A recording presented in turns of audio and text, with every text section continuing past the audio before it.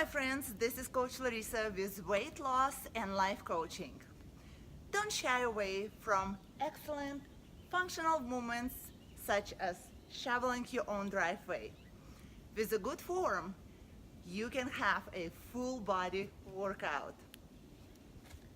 Bend your knees, not your back when you scoop the snow. So you will avoid the low back injury.